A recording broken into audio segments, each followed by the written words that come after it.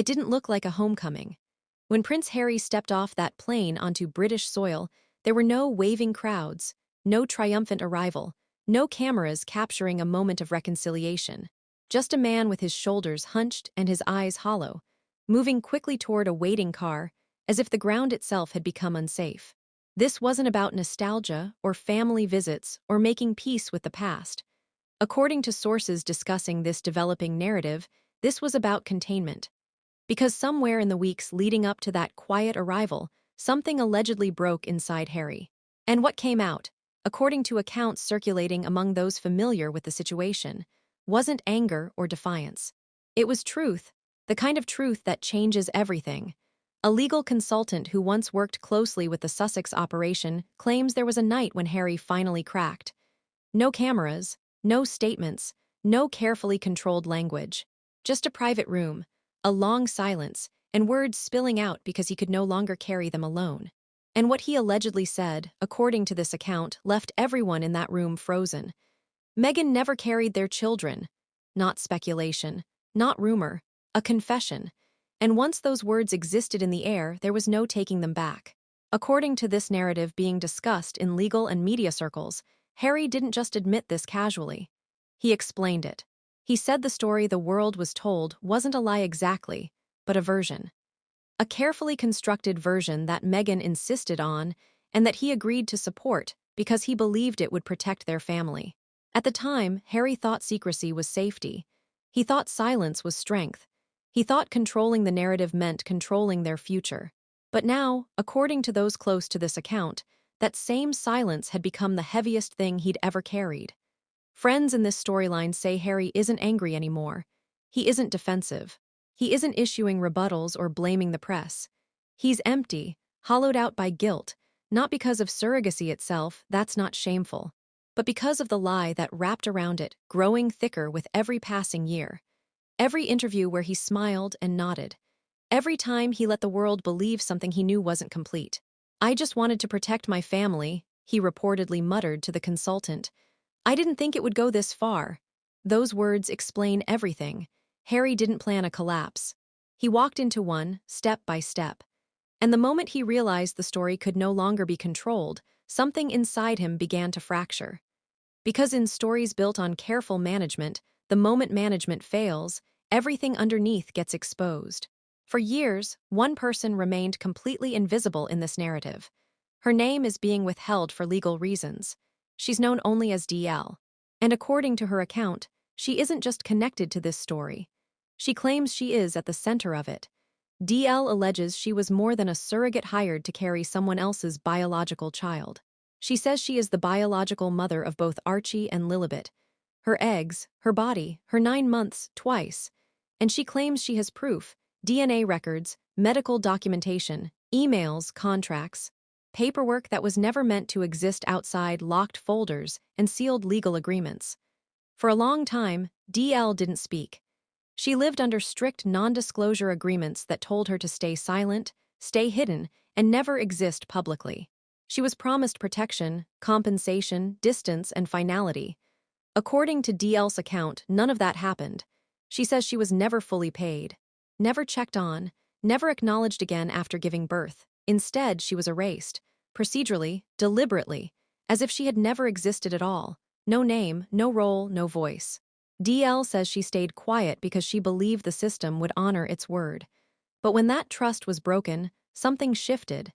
She decided she would not be erased twice. And that decision, according to sources familiar with her plans, is what turned a private arrangement into a public reckoning that now threatens to expose everything. To understand how DL became part of this story, we have to go back to late 2018 according to her timeline. That's when she says she was approached by an intermediary connected to an elite fertility clinic, one used by high-profile clients who required absolute privacy. The message was simple. A powerful couple needed help. Everything would be confidential. The compensation would be generous. The process would be controlled. DL agreed. She signed the agreements, entered the clinic system, followed every instruction, every appointment, every medical protocol. Even clinic staff, she claims, were given limited information about who the intended parents really were. She carried the pregnancy, And when the baby was delivered, she says the door quietly closed behind her. No goodbye, no follow-up, no acknowledgement. She was removed from the story completely. And that's where the tone changes in this narrative, because according to DL, what came next wasn't just secrecy. It was replacement. A new narrative rolled out to the world, one that didn't include her at all. And while the public saw smiles, announcements, and carefully timed appearances, the real foundation of that story was allegedly already cracking beneath the surface. At first, no one questioned it. When the palace announced Meghan Markle was in labor, the world leaned in. Then almost immediately, another announcement followed. Archie had already been born. The timing felt rushed, but most people assumed it was harmless. Privacy, a modern approach, a desire to do things differently. DL tells a different story according to this account. She claims the moment wasn't rushed at all. It was delayed. According to her timeline, Archie had already been born weeks earlier. Not in the UK, not under royal observation, but quietly in the United States. No photographers, no palace steps, just a private delivery followed by silence. If that claim were accurate within this narrative universe, then the famous presentation to the world wasn't an introduction. It was a reveal, carefully timed to fit a story that had already been written. DL alleges timelines were adjusted on purpose.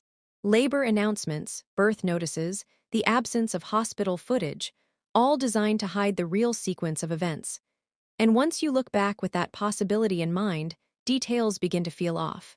Meghan appeared days later looking composed, rested, standing in heels, showing none of the physical markers typically associated with recent childbirth. At the time, the world praised her strength and modern approach. DL offers a different explanation in this account. She says Meghan hadn't gone through labor at all. If that were true, then the moment the world celebrated wasn't just a private choice. It was a performance. And that's when the story stops being emotional and becomes procedural. Because hiding a pregnancy doesn't just affect photographs, it affects paperwork. According to DL's claims, this is where everything became dangerous. She alleges her name appears on none of the documents the public would ever see.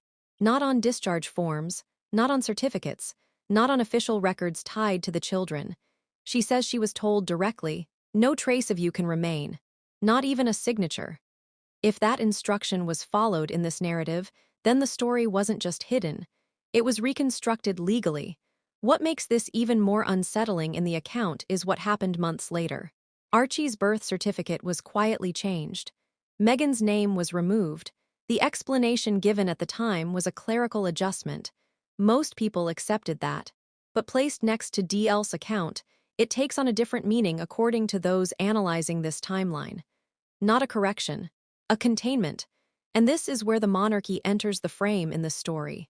Not as a villain, but as a system suddenly unsure of what it was protecting. Because royal succession isn't symbolic, it's legal. And if records don't match reality, institutions don't panic. They prepare. And somewhere in that preparation, according to this narrative, Prince Harry got on a plane and went home. Harry didn't announce his return in this account. There was no press release, no coordinated briefing, no carefully worded explanation about private family matters. He landed quietly, slipped through a side exit, and was driven away without ceremony. For a man who once vowed never to return under the institution's terms, the silence said everything. This wasn't defiance. It was surrender to reality. Inside palace walls, according to sources discussing this scenario, the mood was not angry. It was procedural. Harry was allegedly met not by senior royals but by lawyers. Not hugs, not lectures, binders thick ones. Tables covered in documents, timelines, and questions that had nothing to do with public opinion and everything to do with risk. The monarchy in this narrative doesn't react emotionally. It audits. And Harry, for the first time in years according to this account, didn't resist. He sat. He listened. He answered. Those in the room say he didn't argue. He didn't defend. He didn't correct language or insist on framing. He just spoke. Slowly. Carefully. As if each sentence was something he'd been rehearsing internally for years but had never allowed to exist out loud. He told them what he knew. He told them what he believed. And most importantly, he told them what he didn't know. And that frightened him more than anything else in this account.